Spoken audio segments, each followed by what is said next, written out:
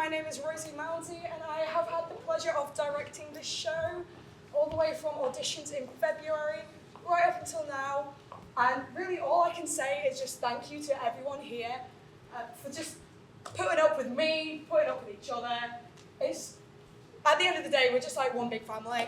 And yeah, again, just thank you to these guys. And thank you for you guys for buying tickets.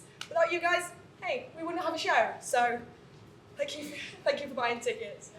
So without further ado, let me introduce you to Macbeth.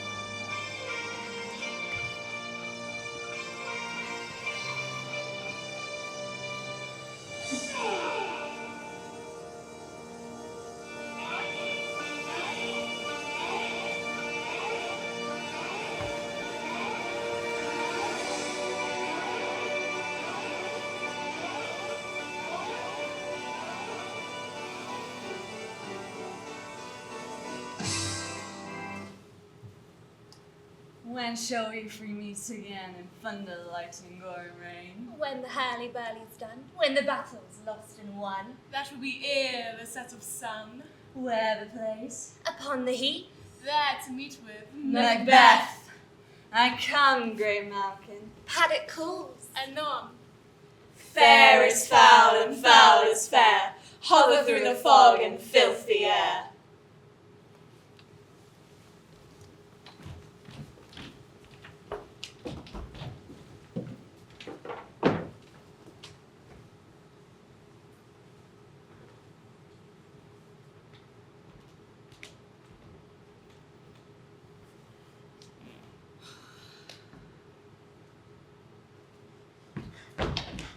My liege.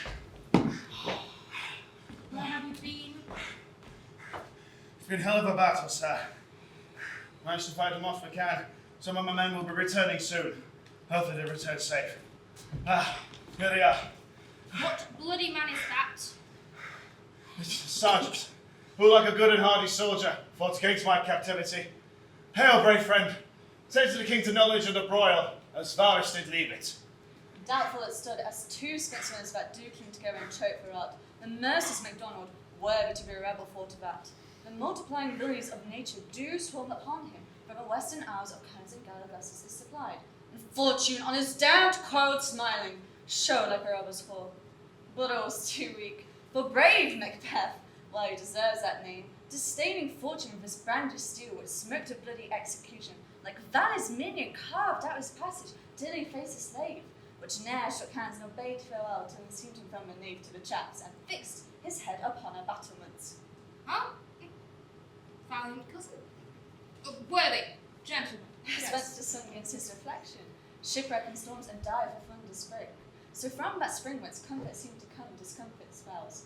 Mark, King of Scotland, Mark! No sooner justice had with valour armed, compelled with skipping kerns to trust their heels. But the Norwegian lords, surveying vantage, refurbished arms, and new supplies of men began a fresh assault.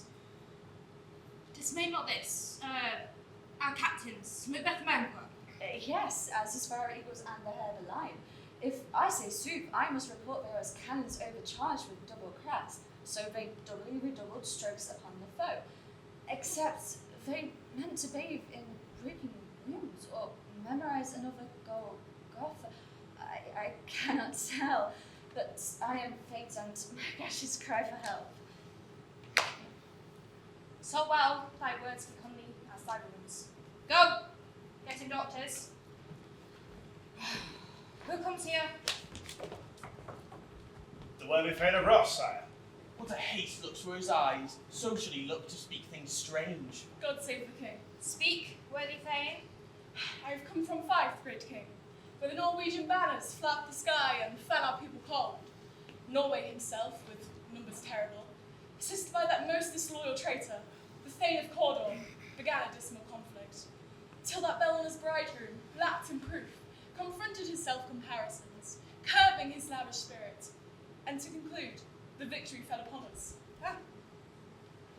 And his joys. That now, Swerno, the Norway king, craves composition, nor would we deny him the burial of his men, till he dispersed at St. Cumsitch $10,000 to our general use.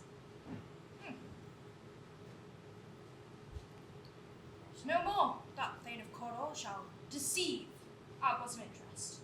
Go, pronounce his death, and with his title, greet Macbeth. I'll see it done. What he hath lost, the great Macbeth hath won. Of course, sire.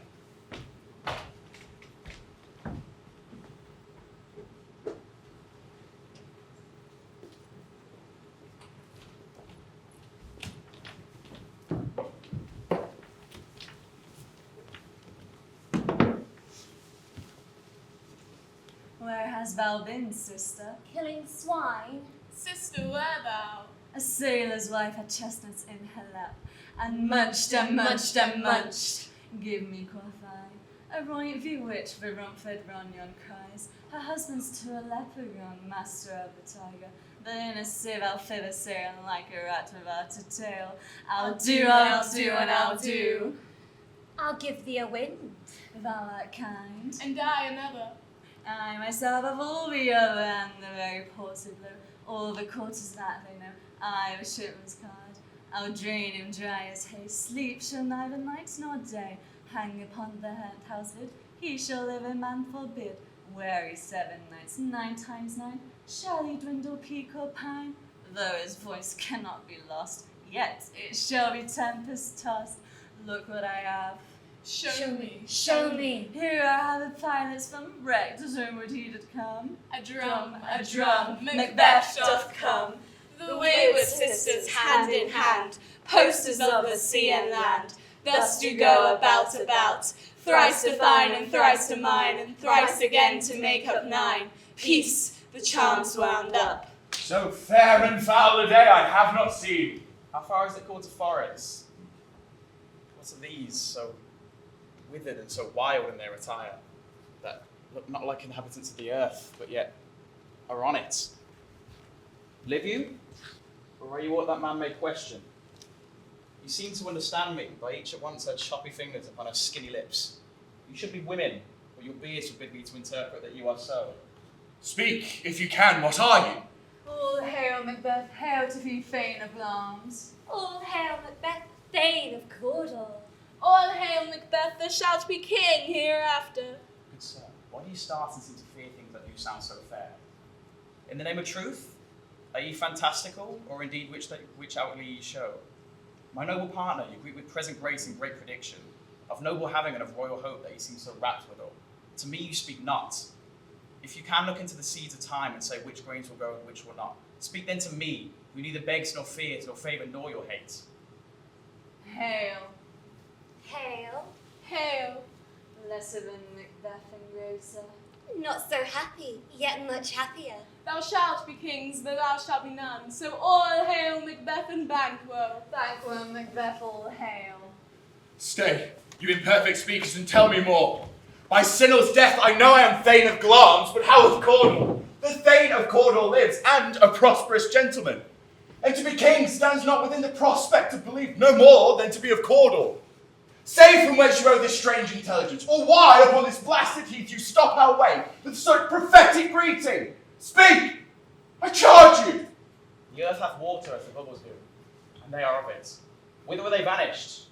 Into the air, and what seemed corporeal melted as breath into the wind. Oh, would they had stayed! Such things here as we do speak about, or have we eaten on the insane root that takes the reason prisoner? To the self-same tune and words. Who's here? The king hath happily received, Macbeth, news of thy success. And when he reads thy personal venture in the rebels' fight, his wonders and praises do not contend, which should be thine or his. Silence to that. In viewing over himself same day, he finds thee in stout Norwegian ranks, nothing afeard of what thyself did make. Strange images of death, as thick as hail, came post with post, and everyone did bear thy praises in his kingdom's great defence, and poured down before him. We are sent to give thee from our royal master thanks, only to herald thee in his sight, not pay thee. And with an earnest of greater honour, he bade me call thee Thane of Cawdor, in which edition, hail, most worthy Thane, for it is thine. What? Can the devil speak true? The Thane of Cawdor lives. Why do you dress me in borrowed robes? Whilst the Thane lives yet, but under heavy judgment bears that life which he deserves to lose. Whether he was combined with those of Norway, or did lie in the rubble with hidden vantage, or that with both he laboured in his country's wrack, I know not, but treason's capital, confessed and proved, have overthrown him. Glance, and Thane of Cawdor, the greatest, is behind. Thanks for your pains. Do you not wish that your children shall be kings, and those that have given the Thane of Cawdor to me promise no less to them? That entrusted home that might yet enkindle you to the crown, besides the Thane of Cawdor. But 'tis strange, and oftentimes to win us to our harms, the instruments of darkness tell us truths, win us with honest trifles to deepest consequence. Cousins, a word, I pray you. Two truths are told, as happy prologues are to the swelling act of the imperial theme. I thank you, gentlemen. This supernatural soliciting cannot be ill, cannot be good. If ill, why has it given me the earnest of success commencing in a truth? I am Thane of Cawdor. If good, why do I yield to that suggestion whose horrid image doth unfix my hair and make my seated heart knock at my ribs against the use of nature? Present fears are less than horrible imaginings. My thought, whose murder is yet but fantastical, shakes so my single state of man that function is smothered in surmise, and nothing is but what is not. Look how our partner's wrapped. If chance may have me king, why chance may crown me without my stir. New honours come upon him, like our strange garments cleave not to their mould, but with the aid of use. Come what come may, time and hour runs through the roughest day. Worthy Macbeth, we stay upon your leisure. My dull brain was wrought with things forgotten. Kind gentlemen, your pains are registered every day where I turn the leaf to read them. Come, let us towards the king. Given what hath chanced upon, and at more time the interim having weighed it, let us speak our free hearts to each other. Very gladly. Till then, enough. Come, friends.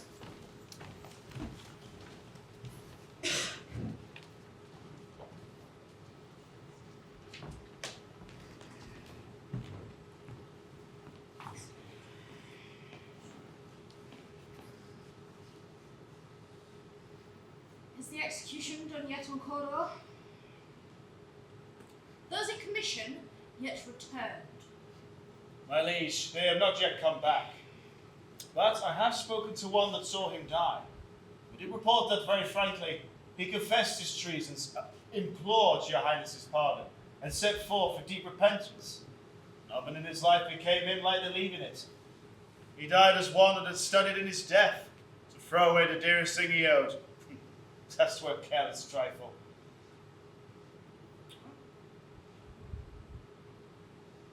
Ah! Worthiest cousin. Liege. The sin of my ingratitude, even now, lays heavy upon me. Have the proportion of both thanks and payment might be mine. The service and loyalty I owe in doing it pays itself. And our duties are to your throne and state, children and servants, which do everything they should towards your love and honour. Welcome hither. I have begun to plant thee and will labour in making thee full of growing. Oh, noble Banquo!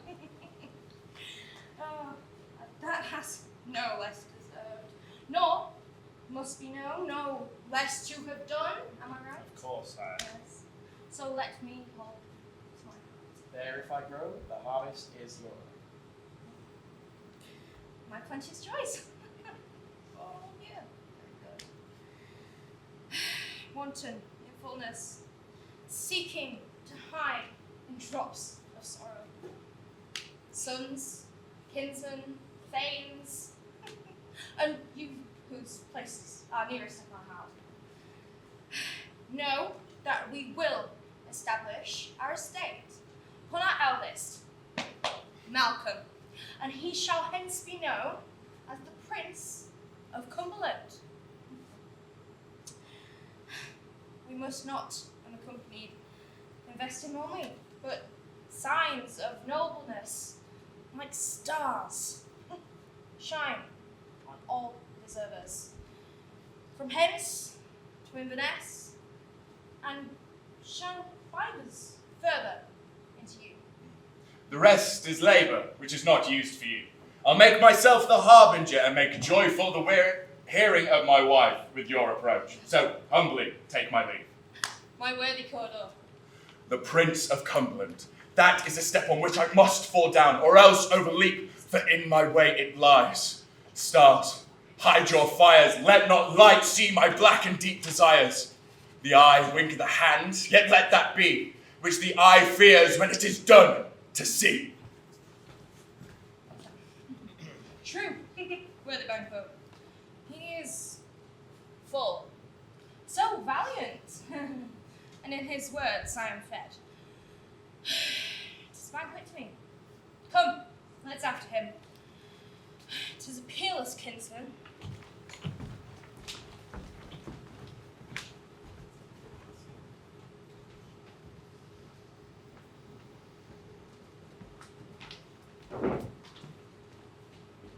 They met me in the day of success, and I have learned by the perfect reports they have in more of them than mortal knowledge. When I burned in desire to question them further, they made themselves air, into which they vanished. Whilst I stood wrapped in the wonder of it, came misses from the king, who all hailed me Thane of Cawdor, by which title these wayward sisters saluted me, and referred me to the coming on time with, Hail, king that shalt be! This I have thought good to deliver thee, my dearest partner of greatness, that thou might not lose the joys of rejoicing, and be ignorant of what greatness has promised thee. Lay it to thy heart and farewell. Glance thou art, and Cawdor, and thou shalt be what thou promised. Yet I do fear thy nature. 'Tis too full of the milk of human kindness to catch the nearest way. Thou wouldst be great, art without ambition, but without the illness should attend it. That would thou highly, wouldst thou holily, would not play false, and yet would wrongly win. Oh, hie thee hither, that I may pour thy spirits into thine ear, and chastise thee with the valour of my tongue, that all that impede thee from the golden round, that fate and metaphysical aid doth seem to call withal. What is your tiding? The king comes here tonight. Thou art mad to say it, for if it was so, he would have called for preparation. So please you, it is true. Our worthy Thane is coming. One of my fellows at the speed of him, who almost left dead for breath, would not have had enough to make up his message. Give him tending. He brings great news. The raven himself is hoarse, which croaks the fatal entrance of Duncan under my battlements. Come, you spirits that tend on mortal thoughts, unsex me here, and fill me from the crown top toe full of direst cruelty. Make thick my blood, stop up the access and passage to remorse, let no compunctious nature shake my fell purpose. Come to my woman's breasts and take my milk for gall, you murdering ministers, when your sightless substance you wait on nature's mischief. Come, thick night, and pall thee in the dunnest smoke of hell. Let the keen knife see not the wound it makes, nor heaven break through the blanket of the dark to cry, Hold! Hold! Great clouds, worthy Cawdor, greater than both hereafter, thy letters have transported me from this ignorant present, and I feel now the future is instant. My dearest love, Duncan comes here tonight. And where goes hence? Tomorrow, as he purposes. Oh, never shall that morrow see. Your face, my babe, is that a book where men may read strange matters, to beguile the time, look like the time, bear welcome in your eyes, your hand, your tongue. Be the innocent flower, but be the serpent under it. He's that coming must be provided for, and you shall put this night's great business into my dispatch, that for all nights and days to come, its solely sovereign sway and masterdom. We will speak further. Only look at clear, to alter favour ever is to fear. Leave all the rest to me.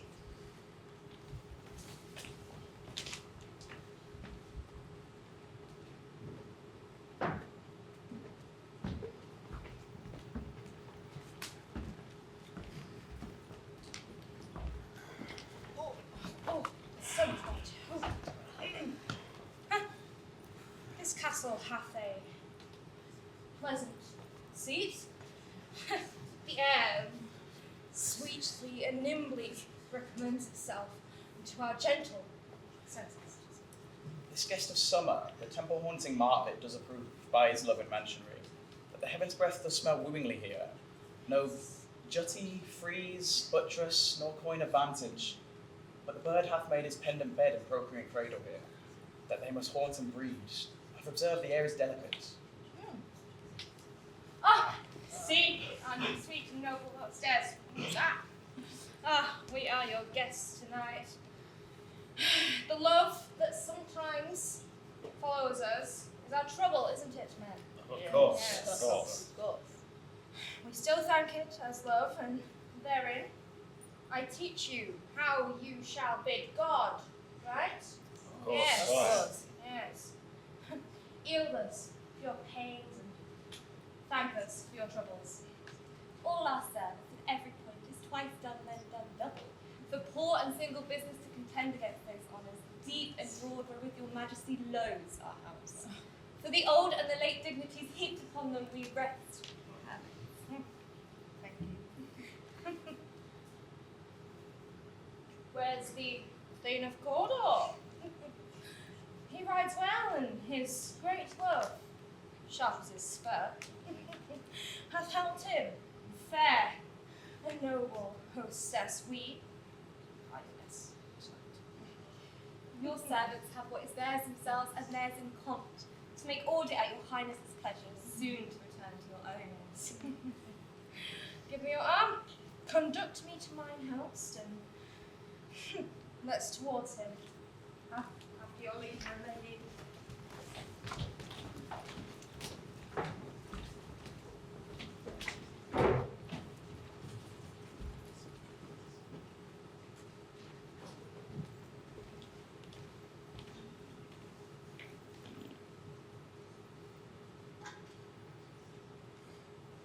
If it were done, when 'tis done to well, it were done quickly. If the assassination could trammel up the consequence and catch with his success,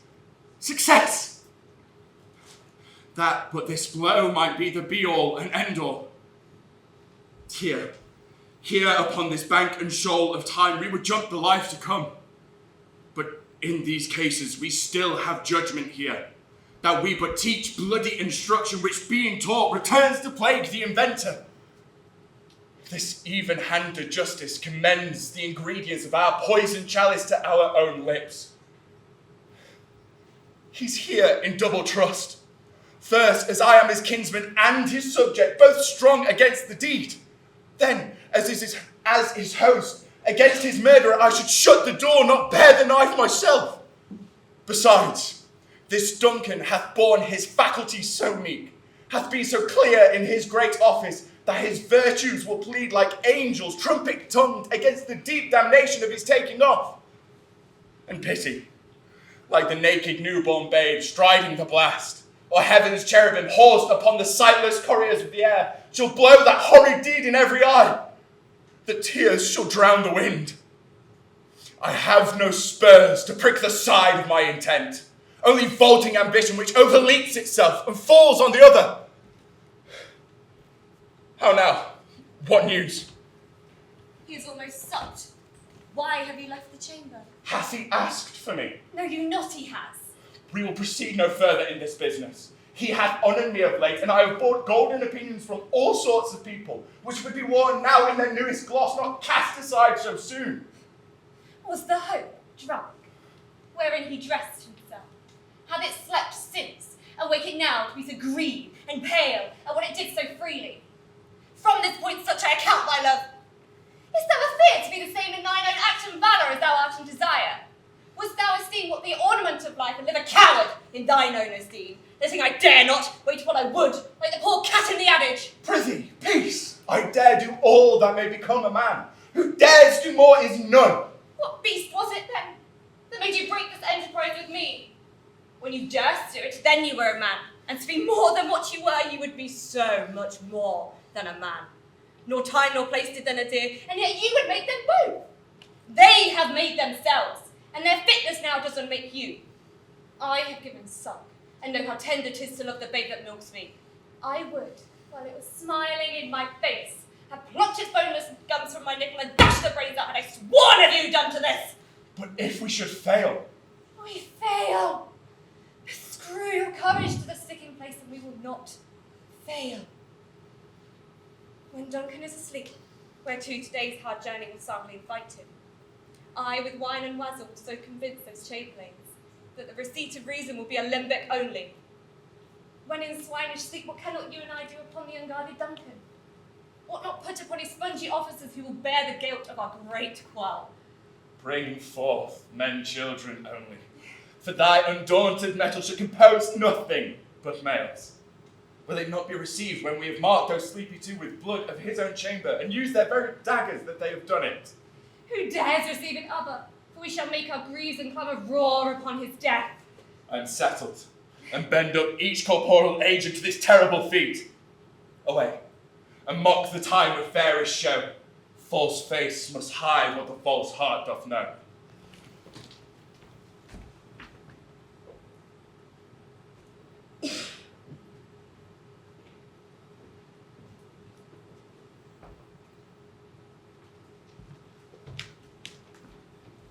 How goes the night, boy? The moon is down. I have not heard the clock. And she goes down at 12. I take it as later, sir. Hold. Take my sword. There's husbandry in heaven. Their candles are all out. Take me that too. A heavy summons lies like lead upon me, and yet I would not sleep. Merciful powers restrain in me the cursed thoughts that nature gives way to in repose. My sword. Who's there? A friend? What, sir? Not yet at rest. The king's abed. He hath been in unusual pleasures, and sent forth great largesse to your offices. This diamond he greets your wife withal, in the name of most kind hostess, and shut up in measureless contents. Being unprepared, our will became the servant at effect, which else should a free have wrought. All's well. I dreamt last night of the weird sisters. To you, they'd showed some truth. I think not of them. But when we can entreat an hour to serve, we should spend it in some words upon that business, if you would grant the time. Very gladly. If you shall cleave to my consent, when 'tis, it shall make an honour for you. Thanks, sir. The like to you. Good. Repose the while. Go, bid thy mistress. When my drink is ready, she may strike upon the bell. Get thee to bed.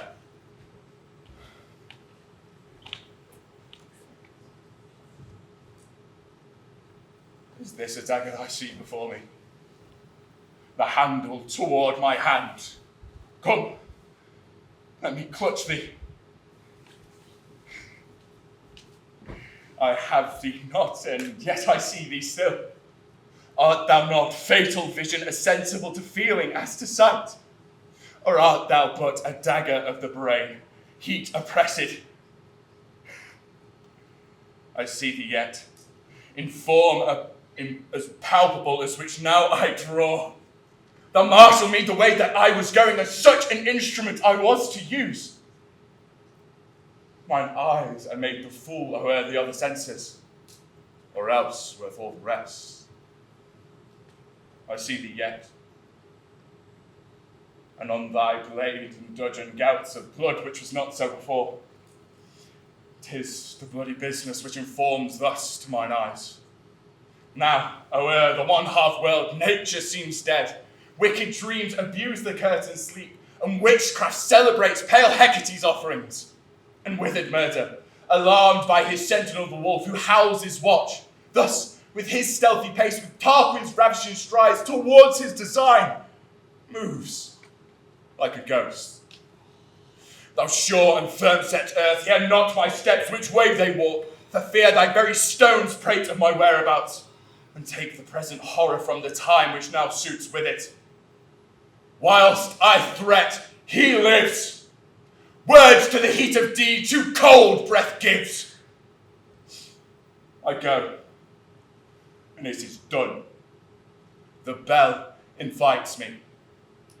Hear it not, Duncan, for it is a knell that summons thee to heaven or to hell.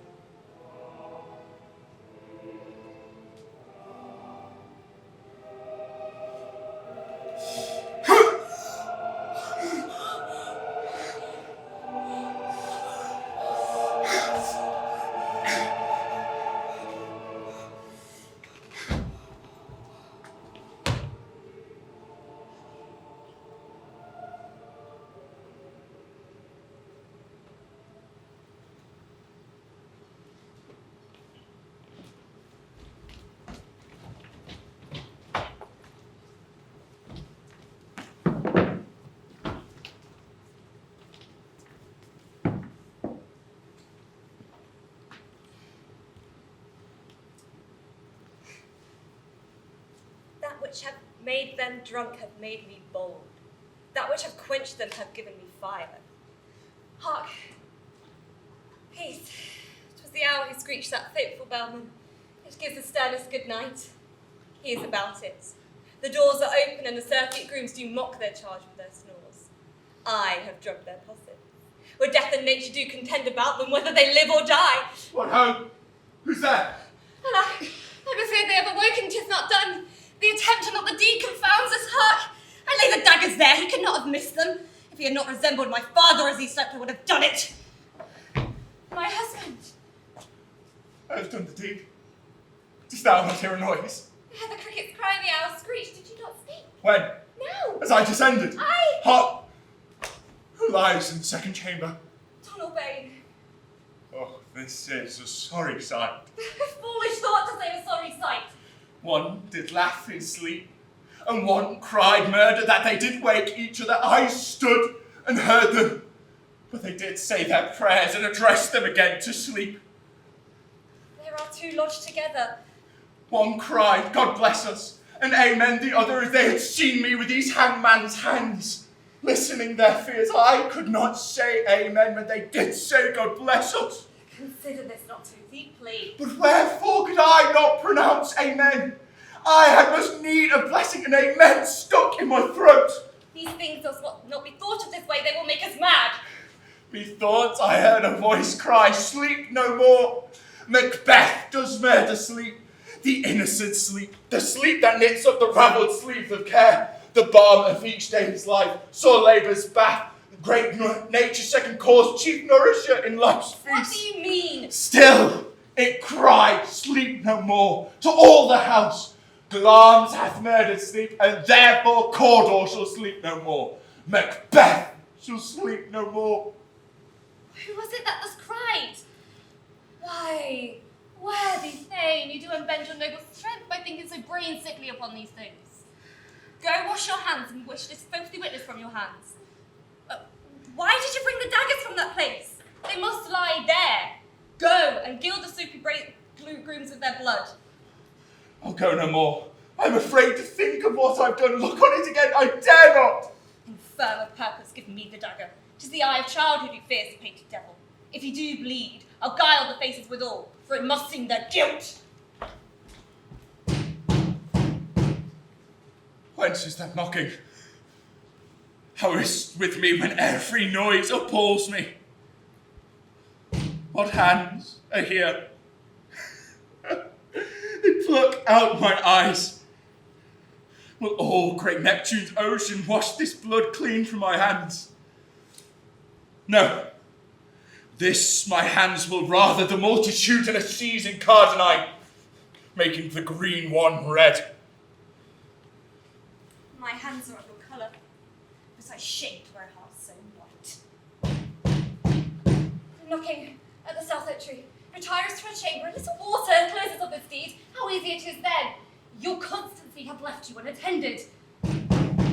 More knocking. Put on your nightgown, lest they see us 3 watches. Be not lost so poorly in your thoughts. Wake Duncan with thy knocking! I would thou couldst!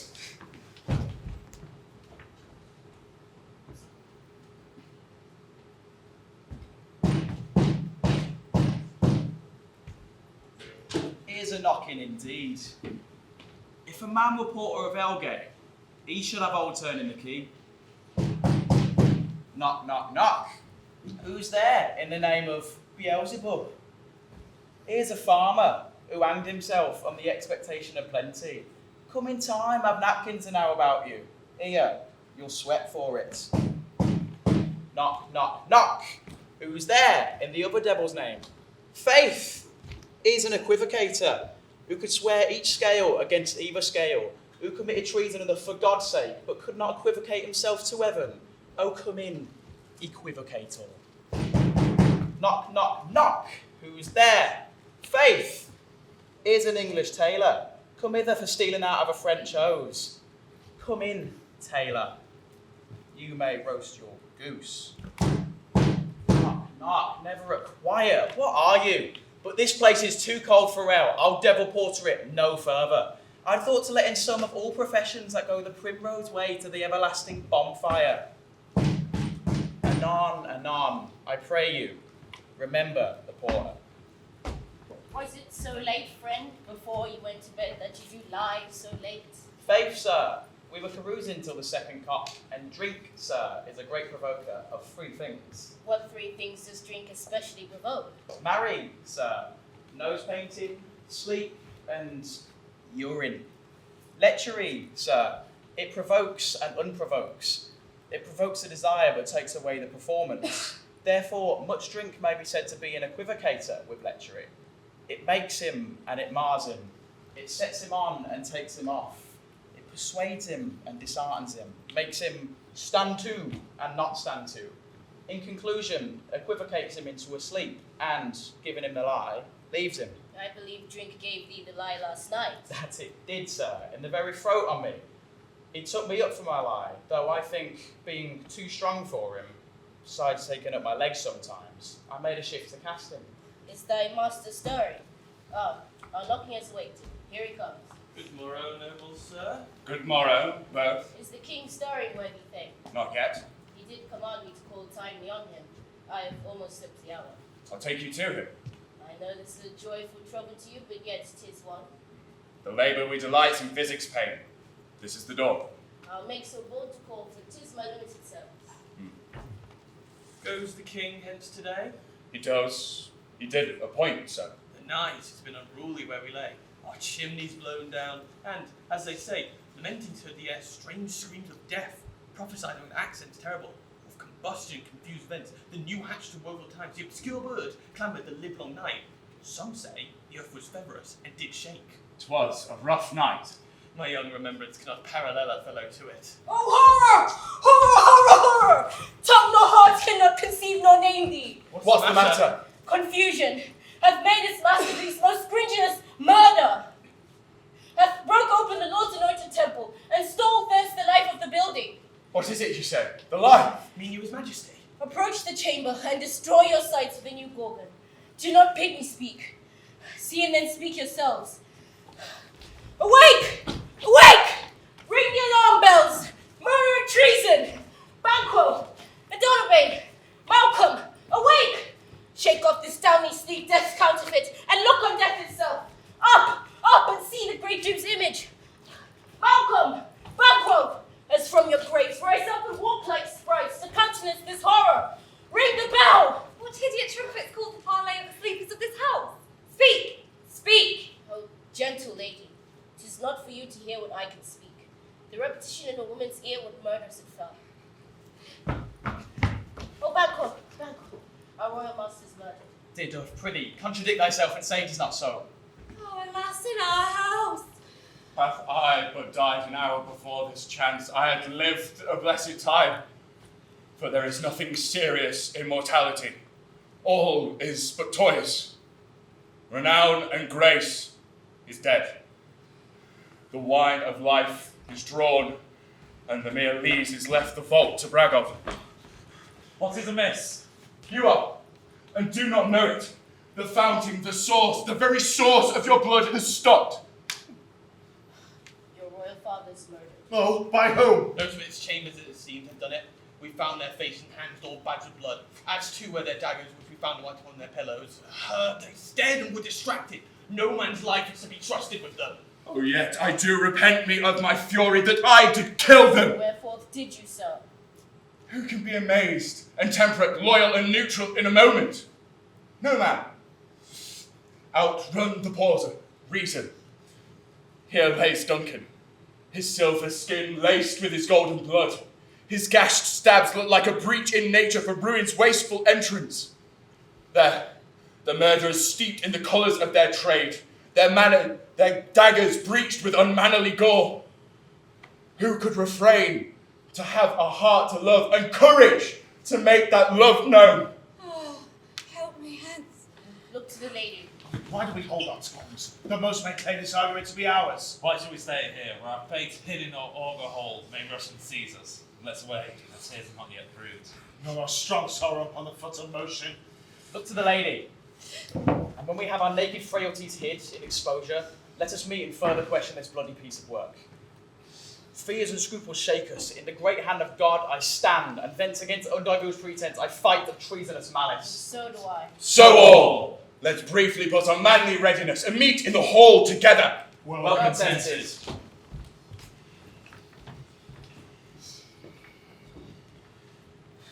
What will you do? Let's not console with them. To show an unfelt sorrow is an office which the false man does easy. I are to England. To Ireland I. Our separated fortunes shall keep us both to safe, but there are daggers in men's spiles, the nearer blood, the nearer bloody. This murderous shaft and shot has not yet lightened, and our safest way is to avoid the aim. Therefore, to horse, and let us not be dainty on leave-taking, but swift away. There is warrant in that theft, which steals itself when there is no mercy left. Good luck to you, brother.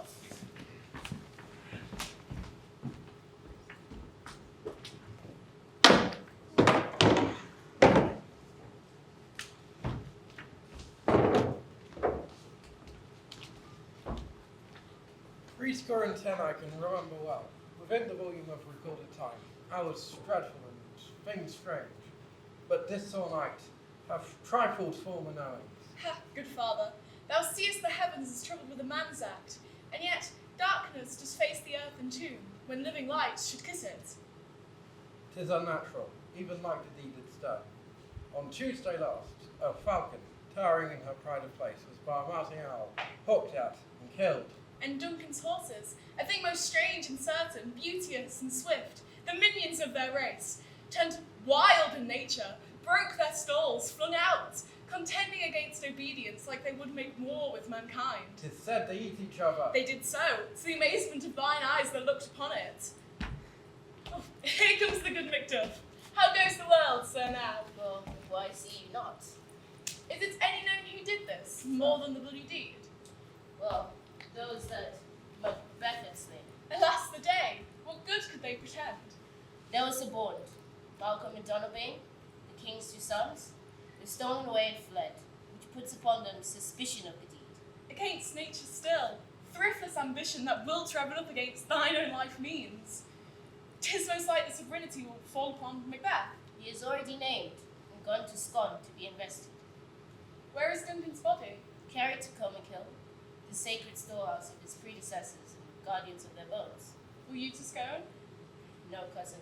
I'll to Fife. Will I thither? Well, may you see things well done then. Adieu. Lest our old robes sit easier than our new.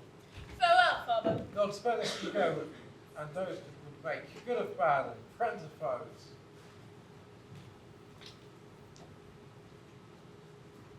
Okay, can I just get everyone's attention? We are going to take a 15-minute interval. So, maths.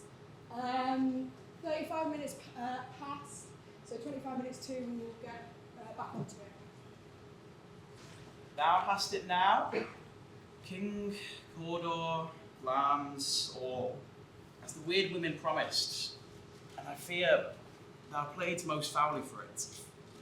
If there come truth from them, as upon the verities made good upon thee, Macbeth, why may there not be my oracles as well, and set me up in hope? But hush, no more. Here's our chief guest. Or if you had been forgotten, a gap in our faith. Feasts and in all things unbecoming. Tonight we hold a solemn supper, sir, and I'll require your presence. Let your highness command upon me, to thee which my duties are with an indissoluble tie forever knit.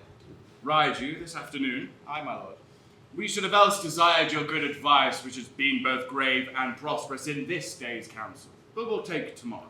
Is it far you ride? As far, my lord, as will fill the time twixt this and supper. Go not my horse the better, I must become a borrower of the night for a dark hour or twain. Fail not our feast. My lord, I will not. We hear our bloodied cousins are bestowed in England and in Ireland, not confessing their cruel parricide, filling their hearers with strange invention. But more of that tomorrow, where we will have cause of state craving us jointly. Hie you to your horse, adieu, till you return at night. Goes Fleance with you? Aye, my lord, our time does fall upon us. I wish your horses swift and sure of foot, and so I do commend thee to their backs. Farewell. Let every man be master of his time, till 7 at night, to make society the sweeter welcome. We will keep ourselves till supper time alone. Till then, God be with you. Sirrah, a word. Attend those men our pleasure. They are, my lord, without the palace gates. Bring them before us. To be thus is nothing, but to be safely thus. Our fears in Banquo stick deep, and in his royalty of nature reigns that which would be feared. 'Tis much he dares, and to that dauntless temper of his mind he hath a wisdom that doth guide his valour to act in safety. There is none but he whose being I do fear, and under him my genius is rebuked, as it is said Mark Antony's was by Caesar. He chid the sisters when they put the name of king upon me, and then hailed him prophet-like to a line of kings. Upon my head they placed a fruitless crown and a barren sceptre in my gripe, thence to be wrenched with an unlineal hand, no son of mine succeeding. If it be so, for Banquo's issue I have filed my mind. For them, the gracious Duncan, have I murdered, but rankers in the vessel of my peace. Only for them a mine eternal jewel given to the common enemy of man, to make them king. The seed of Banquo kings! Rather than so, fate come into the list and champion me to the utterance. Who's there? Now, go to the door and stay there till we call. Was it not yesterday we spoke together? It was. So please, your highness. Well then, now have you considered of my speeches? Know that it was he who in times past held you so under fortune, which would thought had been our innocent self. This I made good to you in our last conference, passed in probation with you, how you were borne in hand, how cross the instruments who wrought with them, and all things else to half a soul and to a notion crazed, say thus did Banquo. You made it known to us. I did so, and went further, which is now our point of second meeting. Do you find yourself so patient, have it so predominant in your nature that you can simply let this go? Do you find yourself so gospel that you can pray for this good man and for his issue, whose heavy hand hath bowed you to the grave and beggared yours forever? We are men, my liege. Aye, ye go in the catalogue for men, as hounds and greyhounds, mongrels, spaniels, curs, shows, wards, rugs, and demi-wolves are all clapped by the name of dogs!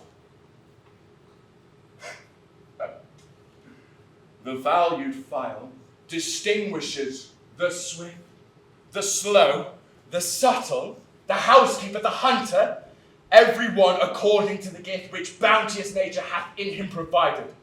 whereby he does receive particular addition from the bill, that writes them all alike, and so of men.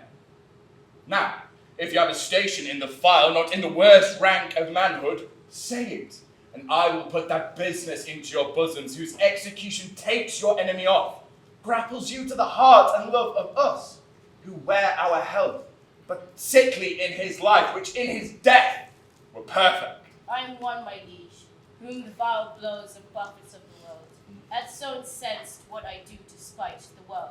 And I another, so weary with disasters, so tugged with fortune, that I would lay my life down on any chance, to mend it or rid on it. Both of you know Banquo was your enemy. True, my lord.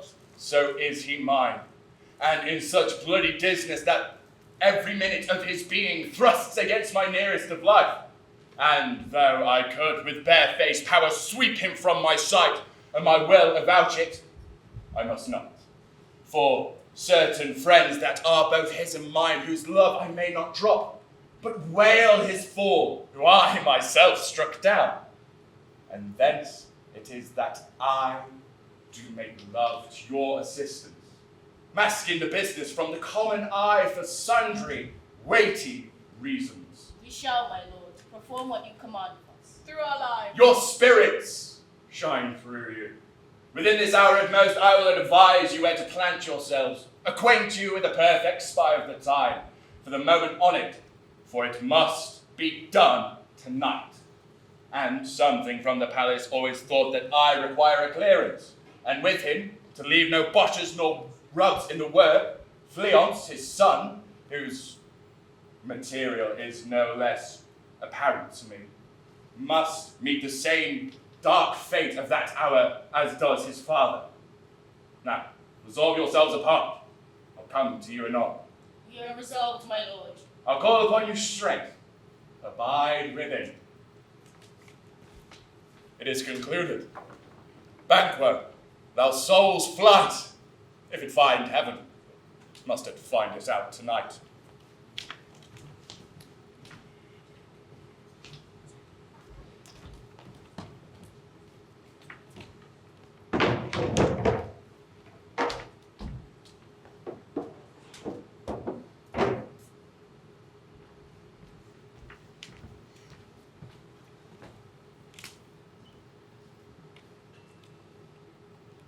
Banquo gone from court?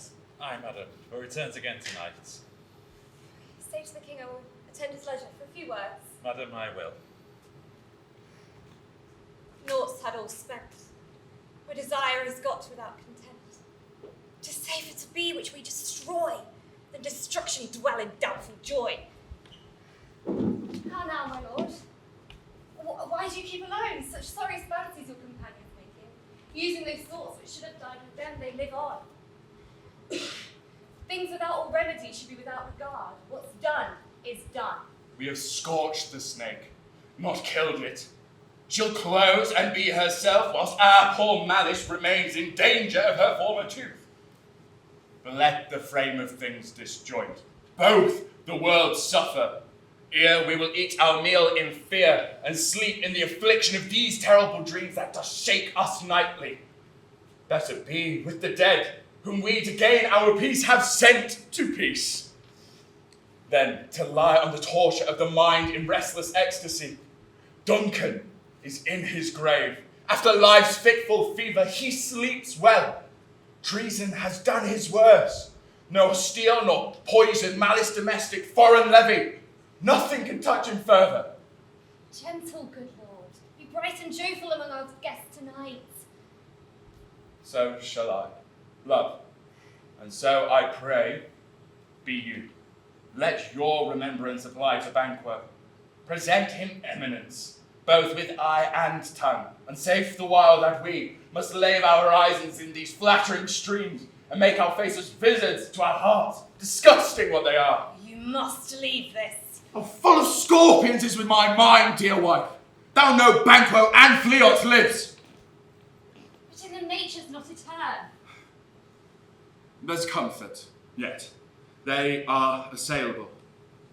Then be thou jocund, ere the bat hath flown his cloistered flight, ere To black Hecate's summons the shard-born beetle with his drowsy hums hath rung night's yawning pearl. There shall be done a deed of dreadful note. What is to be done? Be innocent of the knowledge, dearest Chuck, till thou applaud the deed. Come, sealing night, and scarf up the tender eye of pitiful day, and with thy bloody and invisible hand cancel and tear to pieces that great bond which keeps me pale. Light thickens and the crow make wings to the rooky wood. Good things of day begin to droop and drow, while night's black ages to their prey do rouse. Thou marvellest at my words, but hold thee still. Things bad begun make strong themselves by ill. So prithee, go with me.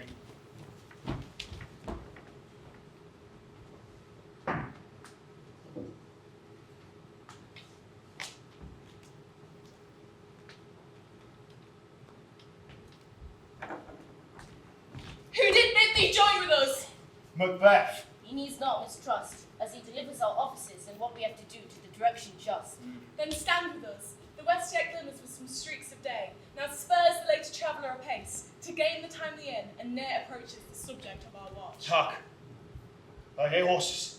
Right. Who's the light there? Oh. Then 'tis he, the rest that are within the note of expectation, already are in port. His horses go about. I was a mile, but he does usually so all men do, from hence to the palace gates, making their walk. A light! A light! It is he. Stand to it! Will we rain tonight? Then let him come down! Treachery! Fly! The Leons! Fly! Fly! Fly! Shut it! Who did strike out the light? Was not the way! There's but one down, but the sun is fled. We have lost best half of our fare. Well, let's away and say how much is done.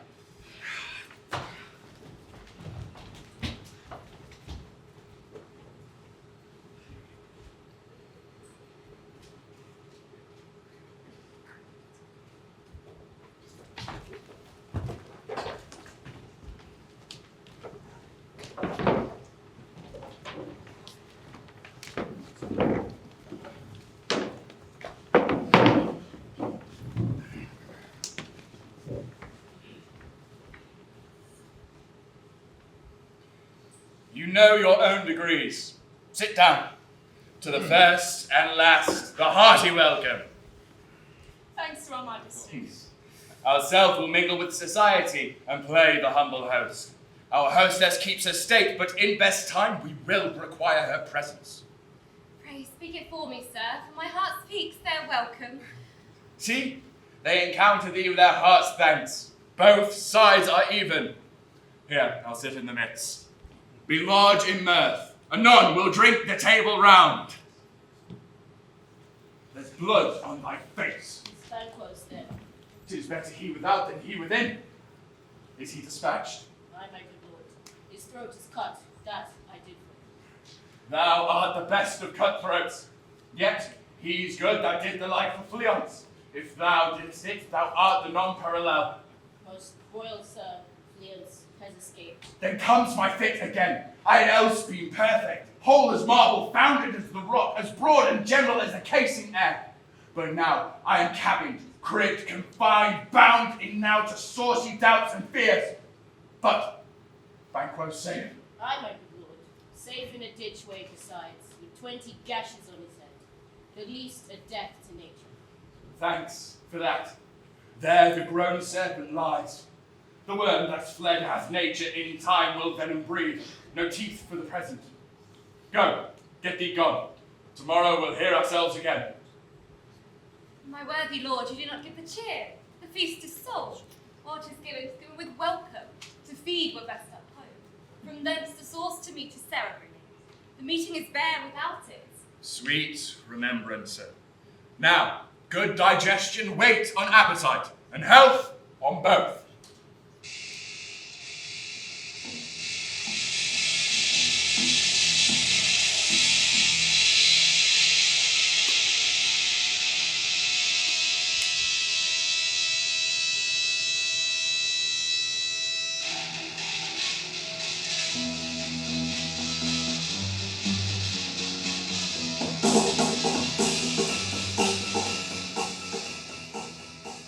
May it please your highness sit.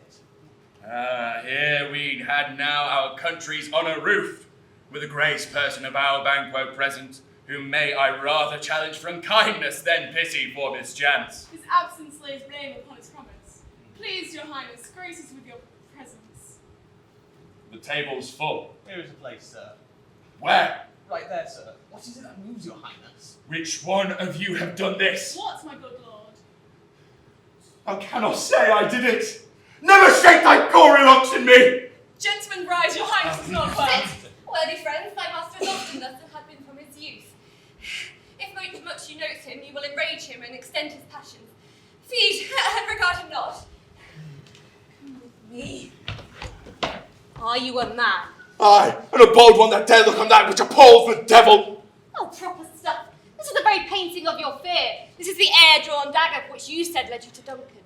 Oh, these fits and starts, imposters to true fear, would well become a woman's story told by her grandma. Shame itself. When all's said and done, you look but on a stool. See, prithee, look, behold, lo! How say you? Why, what care I if thou canst not speak to? If charnel houses and our graves must send those that we bury back, our monument shall be the moors of kites. It's quite a man folly. If I stand here, I saw him. Fie, for shame. Blood hath been shed here now, in the olden time, ere a human statue purged the gentle wheel. Aye, and since 2 murders have been performed, too terrible for the ear. Time has been that when the brains were out, the man would die, and there an end. But now they rise again, with 20 mortal murders on their crowns, and push us from our stools. This is more strange than such a murder is. My royal lord, your noble friends do lack you.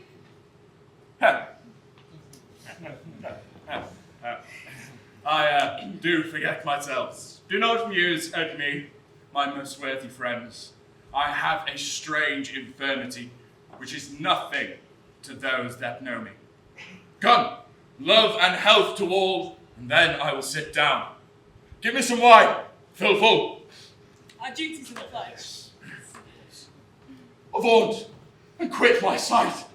Let the earth hide thee. Thy bones are marrowless, thy blood is cold, thou hast no speculation in those eyes which thou dost glare with. What man dare? I dare. Approach thou like the rugged Russian bear, the armed rhinoceros or the Hircine tiger. Take any shape but that, and my firm nerves will never tremble again. Be alive again, and drive me to the desert with thy sword. If trembling I inhabit, then protest me the baby of a girl. Hence, horrible shadow, a real mockery. Hence! Why so? The being's gone. I am a man again. Pray you, sit still. You have displaced the good mirth with most admired disorder. Can such things be? And overcome us like a summer's cloud without our special wonder? You make me strange even to the disposition that I owe. When now I think you can behold such sights and keep the natural ruby of your cheeks while mine are blanched with fear. What sights, my lord? I pray you, no more questions. The master grows worse and worse. Questions enrage him. Do not stand upon the ceremony of going, but leave at once. Good night. A kind good night to all. Good night, my lord. It'll have blood, they say. Bloods will have blood. Stones have been known to move and trees to speak. Augurs and understood relations have by maggot pies and chose the rooks brought forth the secrets, man of blood. What is the night? Almost at odds with morning. Which is which? How sayest thou? That Macbeth denies his person at our great bidding. Did you send to him, sir? I hear it, by the way. But I will send. There's not a one of them I keep a servant feed. I will tomorrow, and betimes I will to the weird sisters. More they shall speak. For now I am bent to know. By the worst means the worst. For mine own good all causes shall give way. I am in blood stepped so far that should I wade no more, returning were as tedious to go Strange things I have in head that will to hand, which must be acted ere they may be scanned. You lack all nature's of seasons. Sleep. Come, will to sleep. My strange and self-abuse is the initiate that fear wants hard use. We are but young indeed.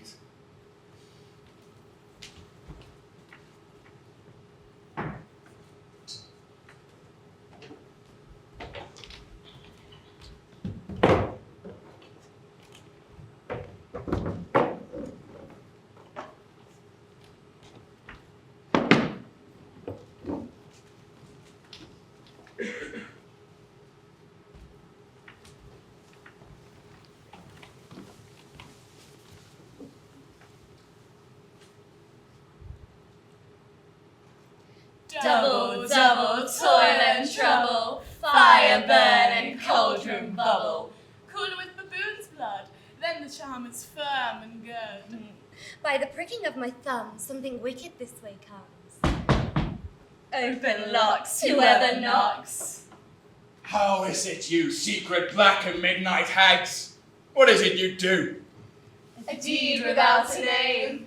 I conjure you, by that which you profess, howe'er you come to know it, answer me.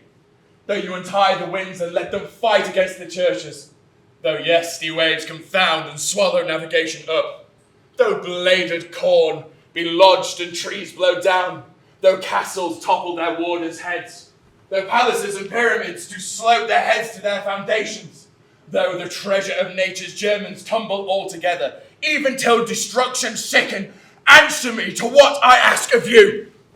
Speak. Demand. We'll answer. Safe, I'd rather hear it from our mouths or from our masters. Call them. Let me see them. Poor and so's blood that have eaten, hand thine foul grease that sweating. From the murderers give it, throw into the flame. Come high or low, thyself or office deftly show. Tell me, thou unknown power. He knows by thought. Hear his speech, but say thou not. Macbeth, Macbeth, Macbeth. Beware, Macduff. Beware the thane of faith. Dismiss me. Enough. What ail thou art, for thy good caution? Thanks. Hast thou not harped my fear aright? But one word more. He will not be commanded.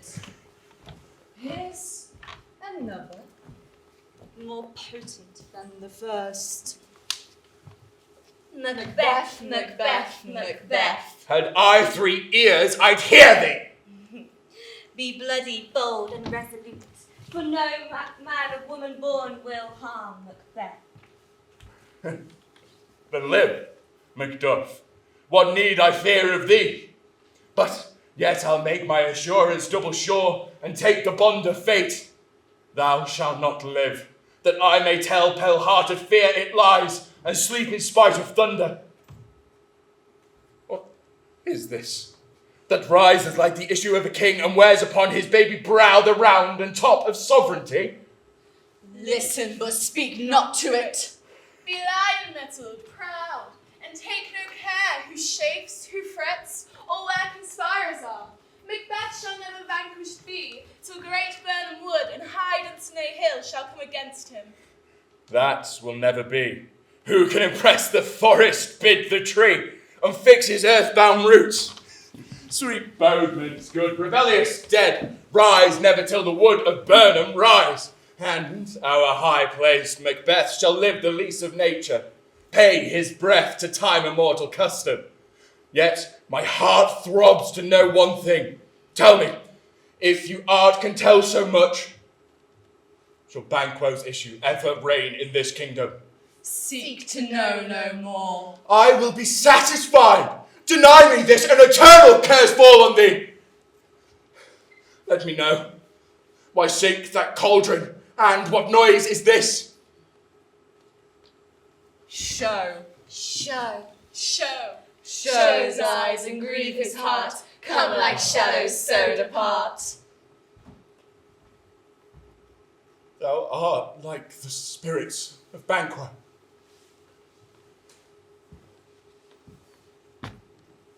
Down! Thy crown does sear my eyeballs, and thy hair, thou other gold-bound brow, is like the first, and the third is like the former. Filthy hags, why do you show me this? A fourth. What with a line stretched out to the crack of doom? Another yet. A seventh. I'll see no more of this, and yet an eighth appears, who bears a glass which shows me many more, and some I see that twofold balls and treble sceptre carry.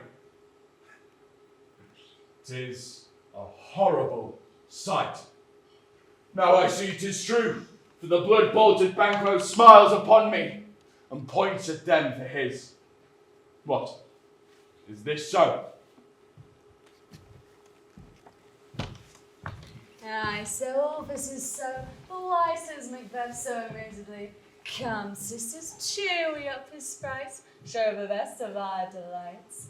I'll charm ye yet to make a sound, while you perform your antic round, that this great king may kindly say, our duties did as welcome pay.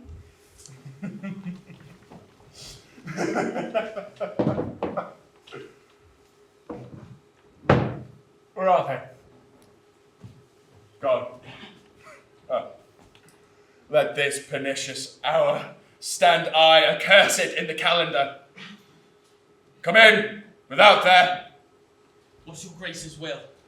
Saw you the weird sisters? No, my lord. Came they not by you? No, indeed, my lord. Infected be the air whereon they ride, and damn all those that trust them. I did hear the galloping of horse. Who was it that came by? 'Tis 2 or 3, my lord, that bring me word. Macduff is fled to England. Fled? To England? Aye, my good lord. Time, thou hast anticipate my dread exploits. Thy flighty purpose never is overtook unless the deed go with it. From this moment the very firstlings of my heart shall be the firstlings of my hand. And even now, to crown my thoughts with acts, be it thought and done. The castle of Macduff I will surprise, seize upon Fife, give to the edge of the sword his wife, his babes, and all those unfortunate souls that call him in their line. No boasting like a fool, this deed I'll do before the purpose call. But no more sights. Where are these gentlemen? Come, show me where they are.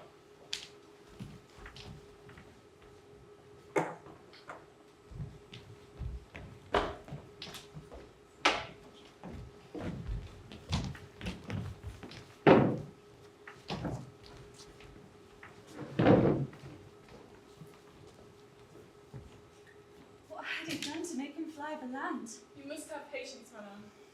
He had none. His flight was madness. When our actions do not, our fears do make us traitors. You know not whether it's his wisdom or his fear. Wisdom? To leave his wife, to leave his babes, his mansion and his titles in a place from whence himself does fly? He loves us not. He wants the natural touch. For the poor wren, the most dearest of the birds, will fight her young ones in her nest against the owl. All is for fear, and nothing is for love. As little as the wisdom whence the flight so runs against all reason. My dearest coz, I pray thee, school yourself. For your husband, he is noble, wise, studious, and the best knows fits of the season.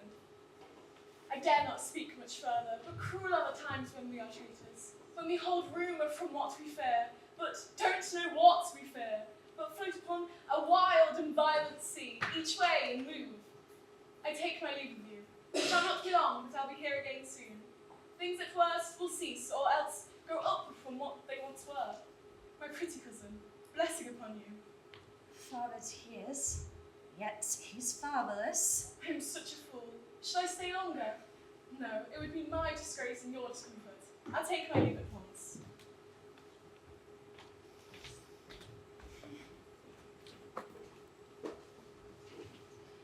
Sarah, your father is dead, and how will you do now? How will you live? As birds do, mother. What, with worms and flies? With what I get, and so do they. Poor bird. I was never fair the net nor line, the pitiful Norwegian. Why should I, mother? My father is not dead for all you're saying. Yes, he is dead. Oh, how will I do for a father? Nay, how will thou do for a husband? I can buy me 20 at any market. Then you'll buy him to sell again. Speak with all thy wit, and your favour wit enough for fee. Was father a traitor, mother? Aye, that he was. What is a traitor? My one that swears and lies. And be all traitors that do so? Everyone that does so is a traitor, and must be hanged. And must they hang all that swear a lie? Every one. Who must hang them? Why, the honest men? Then the swearers and liars are fools, for there are swearers and liars, and now the honest men that beat them and hang up them. God help me, poor monkey. How will I do for a father? If father was dead, you'd weep for him. If not, maybe it's time to find a new father. Poor prattler, how thou talkst.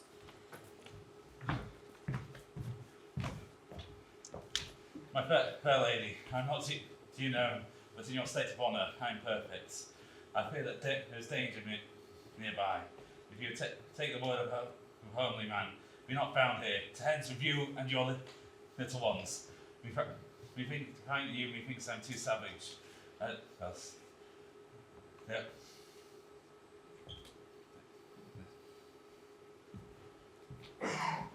Whither should I fly? I have done no harm. I remember now, I am of this earthly world, but to do harm is often laudable. To do good sometime accounted dangerous folly. Why then, alas, should I put up that womanly defence to say I have done no harm? What are these faces?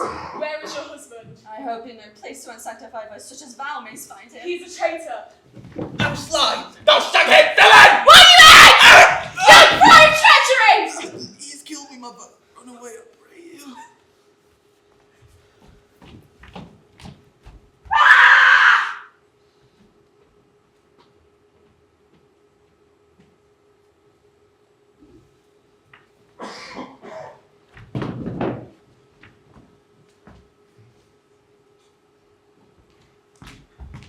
Let us seek out some desolate shade. There we'll weep our sad bosoms empty. Let us rather hold fast the mortal sword, and like good men bestride our downfall and birthday. Each new morn, new widows howl, new orphans cry, new sorrows strike heaven in the face as it resounds, as if it felt with Scotland, and yelled out like syllable of dollar. What I believe I will wail. What no believe and what I can readjust, as I shall find a time to, my friend, I will. What you have spoken may be so perchance that this tyrant, whose sole name blisters our tongues, was once fought honest. You have loved him well, but he have not touched you yet. I am young, but something you deserve of him through me, and wisdom to offer up a weak, poor, innocent lamb to appease an angry God. I am not But Macbeth is! A good of virtuous nature may recoil in an imperial charge, but I crave your pardon. That which you are my fault, sir, I cannot transpose. Angels are bright, but the brightest fell. Though all things foul may wear the brows of grace, and yet grace still looks so. Oh, I have lost my hopes. Perchance, even there I had my doubts. Why, in that rawness left you wife and child. Those precious motives, those strong knots of love, without leave taking. I pray you, please not let my jealousies be your dishonours, but for my own safeties. You may be rightly just, for whatever I shall think. Oh, bleed, bleed, poor country. Great Triene, lay thou thy bases sure, for goodness dare not check thee. Wear thou thy wrongs. The title is afeard. Fare thee well, Lord. I'll not be the villain that thou thinkest. For the whole space is in the tyrant's grasp, and the rich eastern... Be not offended. I speak not as an absolute fear of you. I think our country sinks beneath the yoke. It weeps, it bleeds, and each new day a gash is added to her wounds. And with all they would uplift their hands in my right. And here, from gracious England, have I to offer a goodly thousands. But for all this, When I shall tread upon the tyrant's head or wear it on my sword, I shall have more vices than ever before, more suffer, and more sundry ways made by him that shall succeed. Well, what should he be? It's myself, I mean, in whom I know all the particulars of vices so grafted, that, when it shall be opened, black Macbeth was seen as pure as snow, and the state would esteem him as a lamb, with compared to my confileless arms. Oh, not in the legions of horrid hell can come a devil more damned than evils to top Macbeth. Just you watch me.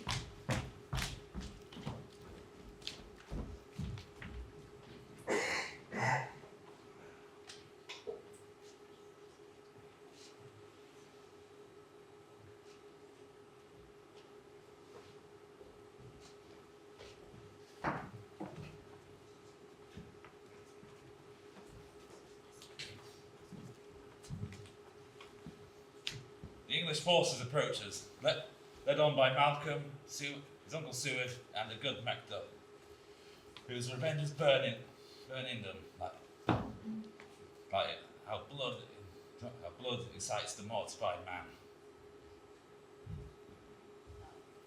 Well, let us just our censures, attend the true event, and put beyond industrious soldiership.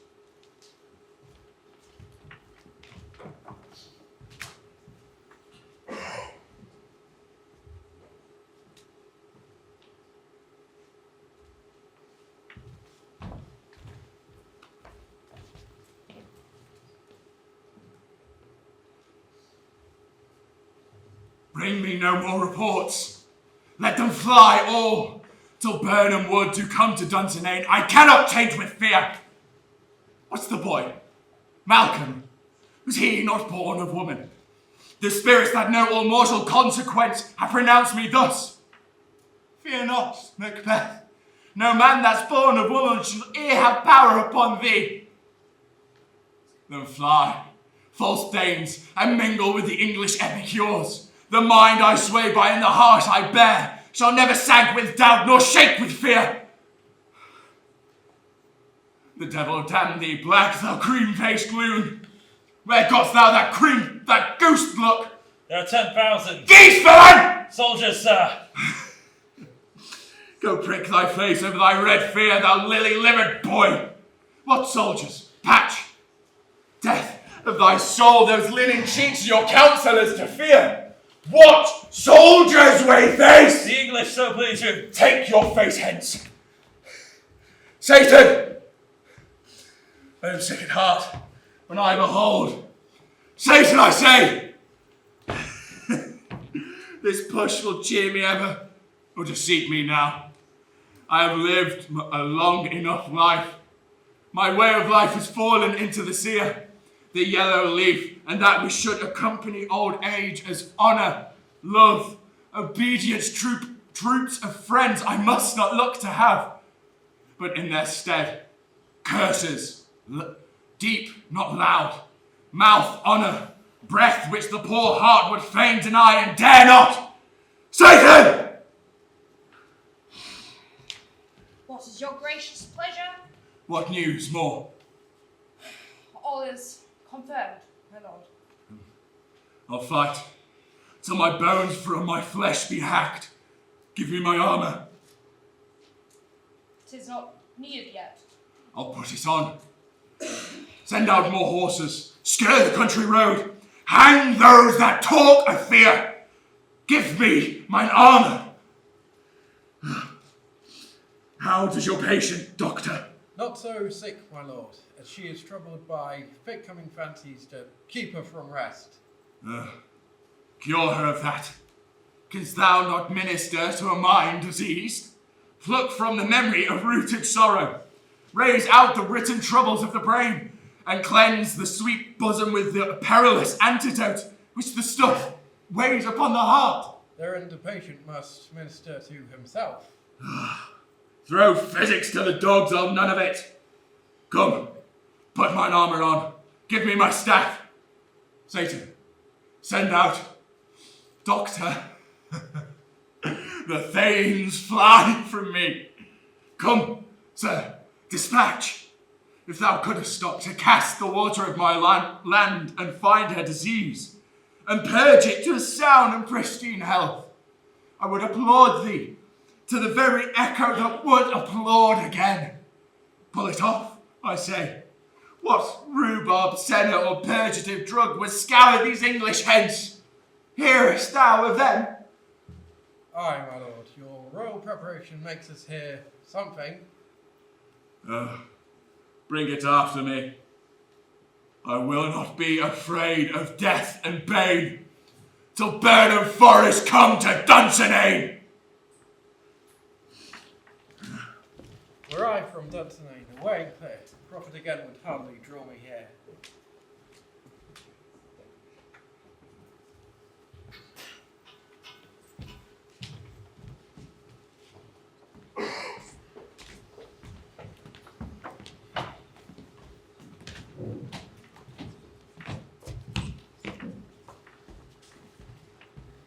Cousins, I hope the days are near at hand. The chambers will be safe. We doubted nothing, sir. What wood is this before us? The wood of Burnham. Let every soldier hear him down a bow and bear us before him. Thereby we shall shadow the numbers of our host and make discovery, hear and report of us. We learn no other but the confident tyrant keeps still in Dunsinane and doors are setting down before it. It is his main hope that advantages will be given to him. Both more or less are given in the revolt, and none will serve of him but constrained things whose hearts are absent too.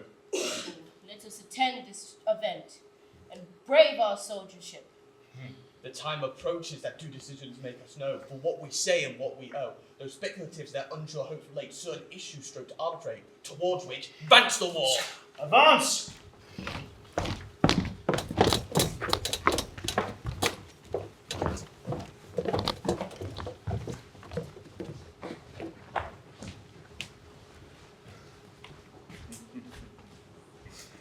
Hang the banner on the outward wall, the cry is still they come.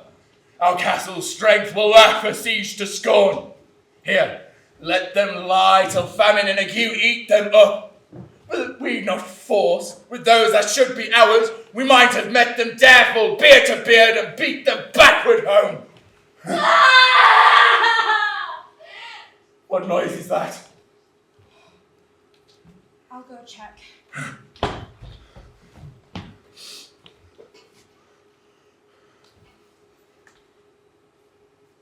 'Tis the Queen, my lord.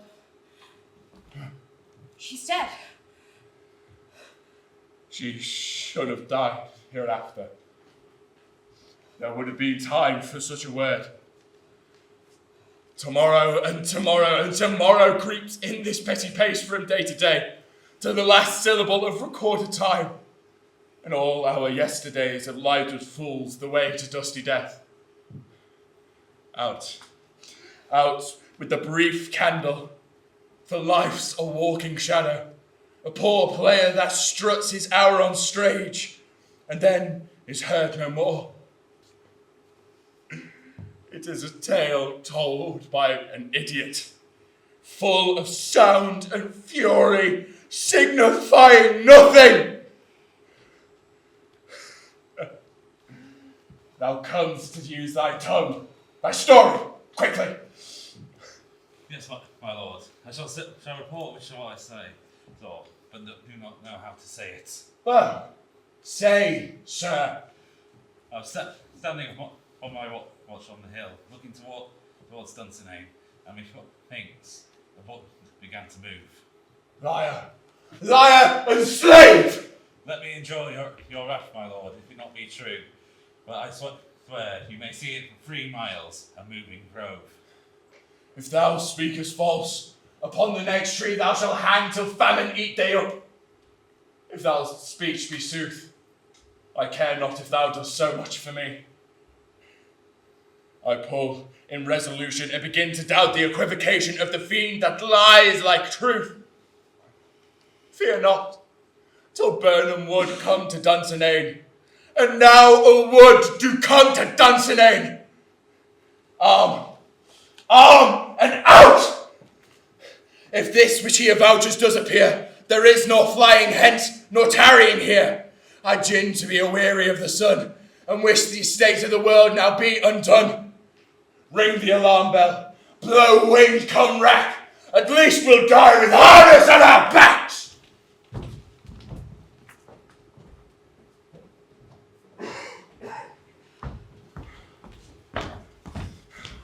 Now near enough. Your levy screens come down and show who you are. You, worthy uncle, shall go with my cousin, your right noble son, and lead our first battle. Macduff and me shall take upon what else remains to do, according to our order. Fare you well the tyrant's power tonight. Let us be beaten if we cannot fight. Make our trumpets speak. Give them all breath. These clamorous harbingers of blood and death. Of course. Boom.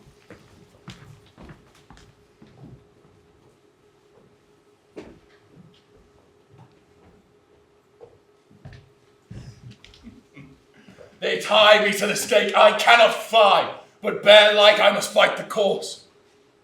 What's he that was not born of woman? Such a one am I to fear, or none. That way the noise is. Tyrant, show thy face.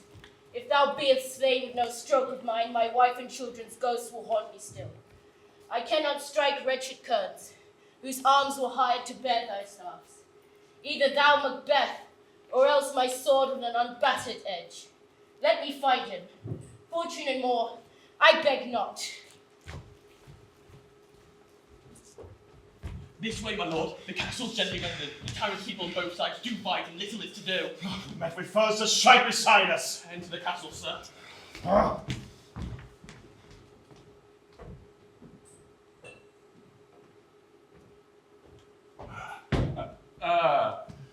Why should I play the Roman fool and die on mine own sword? Turn, Whilst I live, I see the gashes that do better upon thee. Turn, hellhound, turn. Of all men else, I have avoided thee. But get thee back. My soul is too charged with the blood of thine already. Oh, I have no words. My voice is in my sword, thou bloodier villain. Then terms can give thee out. Thou losest labour. As easy mayest thou enchant the air with thy keen sword as impress as make me bleed. Let fall thy blade on vulnerable crest. I bear a charmed life, which must not yield to one of woman born. To spare thy charm, and let the angel that thou still hast served tell thee, Macduff was born from his mother's womb untimely ripped. Accursed be the tongue that tells me so, for it hath cowed my better part of man. And be these juggling fiends no more believe that palter with us in a double sense, that keep the word of promise to our ear and break it to our hope, but not fight with thee. Then yield thee, coward, and live to be the show and gaze of time. We'll have these our rarer monsters are, paint upon a pole and underwrit. Here, may you see the tyrant. I'll not yield, to kiss the ground before young Malcolm's feet, and to be baited with the rabble's curse. Though Burnham would do come to Dunsinane, and thou oppose being of no woman born, yet I will try the last. Before my body I throw my warlike shield. Lay on, Macduff, and damned be him that first cries, hold! Enough.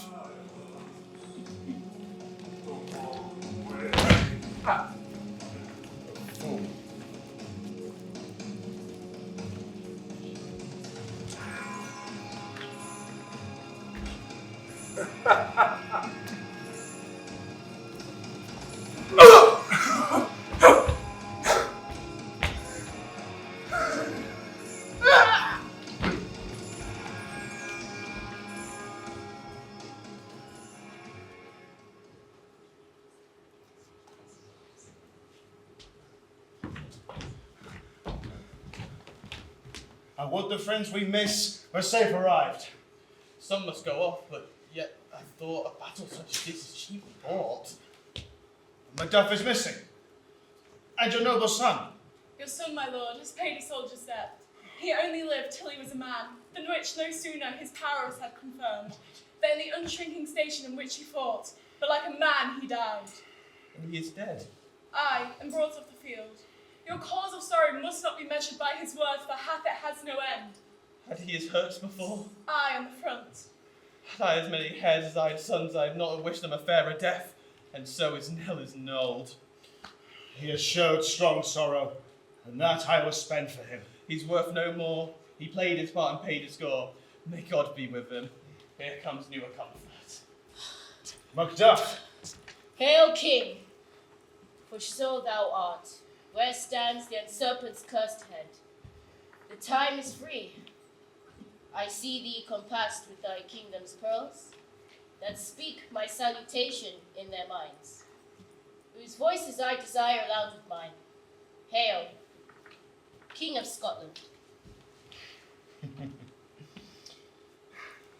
we shall not spend a large expense of time without reckoning your several loves, and make us even with you. My thanes, kinsmen, henceforth be earls, the first that ever Scotland in such an honoured name. What's more to do which is planted newly in the time, as we call home our exiled friends abroad that fled the sneers of watchful tyranny, producing a four of the cruel ministers of this dead butcher and his fiend-like queen, who it is fought by self and violent hands took off her life. This, and what needful else, that calls upon us at a grace of grace, and we will perform in measure, time, and place. So thanks to all at once, and each one whom we invite to see us crowned at Scone.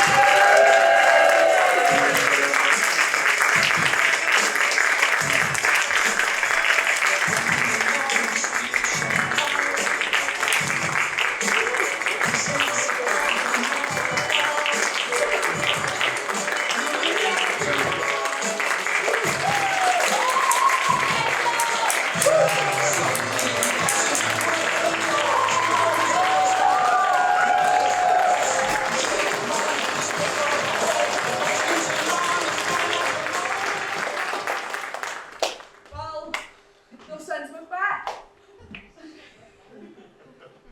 I said it before and I'll say it again. Just thank you to these guys. Really, I remember I was coming to uni and I knew I wanted to join theatre, and I went in and I was like, oh, I'm going to direct a Shakespeare show. And with this, I am so happy. Oh, I'm gonna cry. I'm not gonna cry. From Yorkshire, I can take it. But as I said at the beginning, thank you to these guys for putting up with me every rehearsal, especially through my placement because I'm a student nurse. It has been difficult, and these guys, I really couldn't have done it without them. So just give it up to these guys.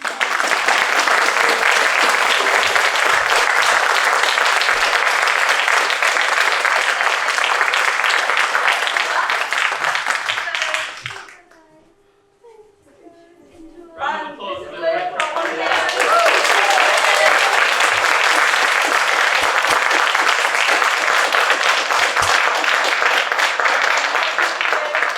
Right, my wonderful right-hand woman, my producer, really could have done it without her. Yeah.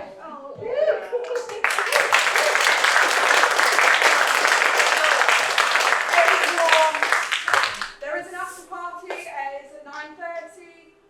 Details are on the Instagram page and socials. Will we start at cheap dates for those who don't follow? Cheap dates by the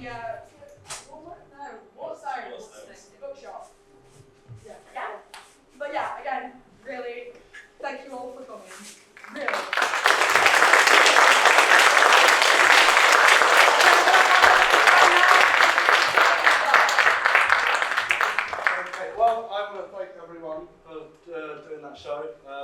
it's difficult. Shakespeare always is.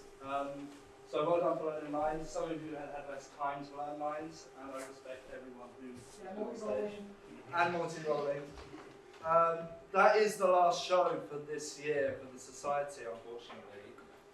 But the next event for those who are members is Awards, which is booked on the 6th of June. You can sign up on social media. I think it's Facebook, but it could be on Instagram. So yeah, that's it for the Society this year, and there'll be plenty of shows next year to come and see. And thank you to everyone who has supported not just this show, but all the shows this year, as they have all been wonderful. So thank you very much for coming, and I hope you enjoy the after party. So.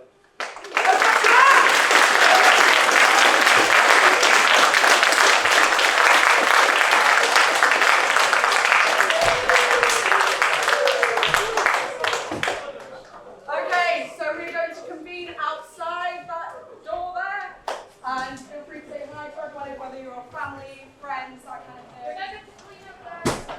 Clean up, that's for cast and Yeah. through. Yeah. Sean's not missing. So yeah, thank you all for coming, and I hope you have a good rest of your night. Sean, do you have house lights, please? Sean, Sorry. Sean, how's